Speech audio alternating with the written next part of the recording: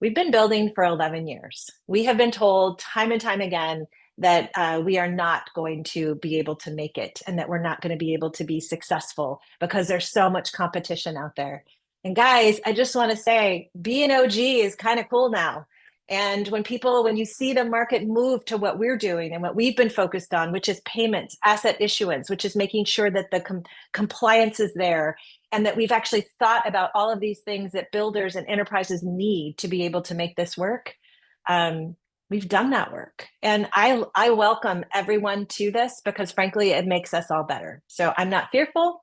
I'm like more excited about the fact that we're seeing a lot of opportunity and growth and challenge, and it only is going to make us all better and frankly make the tools better for all of you to build on. That, ladies and gentlemen, is one hell of a confident CEO, and that, of course, is Danelle Dixon from the Stellar Development Foundation. She is the CEO. Now, that clip was taken from the Stellar Development Foundation's quarterly review for Q2 2025. There was lots of revealing things that were produced or revealed in that report, and we will be covering some of those in the week ahead. However, there was one thing in particular that very much confirms everything we've been speaking about in relation to Stellar Lumens, and that was their involvement in DTCC. This was spoken about specifically, even as far as highlighting Dan Donet's unique relationship with Stellar and how he actually helped to build certain protocols like the Clawback feature that the Stellar blockchain ultimately has today, positioning it very well in regards to this new era of financial markets that we are now entering. And of course, Paul Atkins has launched that with Project Crypto and DTCC, which we're going to look at what the Stellar Development Foundation have to say about, are actually actively looking to engage in. So I will also recap on what Dan is saying in regards to the $100 trillion that they have under management. But what I want to do really straight off the bat is look at what was actually said in regards to DTCC specifically. So let's dive into this. Okay, Raja, this came in. We talked a little bit about this through our presence where we sat on stage with DTCC and Wisdom Tree. But a question came in asking about if we could elaborate on Stellar's involvement in DTCC's tokenization initiatives. What specific role does Stellar play? And is it actively contributing to the DTCC's tokenization efforts, and in what capacity? So I'll hand that one over to you. Yeah, absolutely. Well, we're big fans of the DTCC team. I think at the high level, as DTCC actively builds its infrastructure for on-chain tokenized settlement of traditional financial assets, Stellar is a compatible and supported layer one that's partnered in that effort.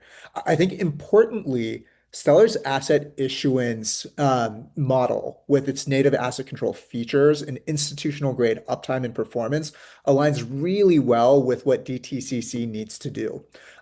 We've actually built a really strong relationship with Dan Doney, who's the CTO at DTCC Digital Assets. And we're actually very familiar with Dan from his days at Securrency, during which he actively actually contributed to Stellar's work on regulated assets. So there's a tremendous amount of synergy there. And I would be remiss not to mention that Nadine Chakar, who's DTCC's global head of digital assets, is actually going to be coming, in fact, to speak at Meridian.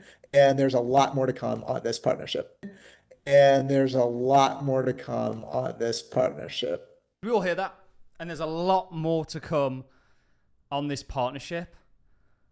I think I know what that is. So do you guys. That is them actually being used and utilized. And we'll get clarification of this probably in the next year or so in building this new market infrastructure, in moving securities on chain. And I think Stellar's very well positioned. We've always said that. Let's look at what Danelle has to add. Yeah, in fact, I'll just throw a little note in there. Dan actually and the Securrency team are one of the ones who helped us build the clawback functionality on the Stellar network. And that's a really important piece that's allowed regulated financial institutions to be able to build. So go Dan and team. And also we're super excited to have them be a part of our ecosystem. I was gonna say, yeah, and just to echo Raja, don't miss Meridian because Nadine will be there. So more to come there. Lots of fun happening at Meridian. Huge. I'm not sure how many of you are going to be in Rio de Janeiro for the crypto conference that they're hosting there, Meridian. Interesting place to hold a conference, in my own opinion, for sort of people that are interested in the cryptocurrency space. I'm going to leave that there. What I want to do is just freshen you guys up. We talk about it a lot in regards to what Dan Donay, someone they have a special relationship with, and of course DTCC, previously Securency, but DTCC acquired it to enable the kind of digitization of assets. I want to kind of recap on what he's doing, and then we're going to wrap the video up. I mean, this is huge. Everything that we've been talking about was confirmed by the Stellar Development Foundation themselves. Let's dive into this. There, so that's the conversion order is one of those substantial underpinnings. So this is what DTCC is up to right now after the experiment. We want to make it possible for parties to receive on qualified public and private blockchains any asset that's in DTCC's inventory. So that's all roughly $90 trillion worth of our assets. We're racing to actually bring that to production. We expect it much sooner than any of you think, so that when you want to engage in transactions like these, you can. You simply pass in a conversion order, move to token form, and then move back again to traditional form. How real do you think this is?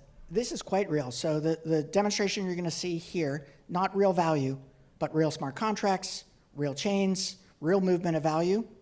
This was built on a mock of DTC's core accounting systems, the DTC proper, ATP, for those who are in the know. So it's there. We're now taking and moving from mock to real to allow this to roll to production. So this is real stuff. I don't think what's going on here can be overstated. This is a really big deal. And I think this is all coordinated, essentially. I'm just going to pull up Paul Atkins' Twitter. And we're just going to have another look at what he's essentially trying to do. And you'll see that the big industry players are moving towards it and embracing DLTs like Stellar to essentially do that, you know. This was his sort of post on announcing Project Crypto. Thanks to A1 Policy for hosting me today to discuss Project Crypto, which will be the SEC's North Star in aiding the president in his efforts to make America the crypto capital of the world. He says, we are at a threshold of a new financial era in history of our markets. Project Crypto is a commission-wide initiative to modernize the securities rules and regulations to enable America's financial markets to move on-chain.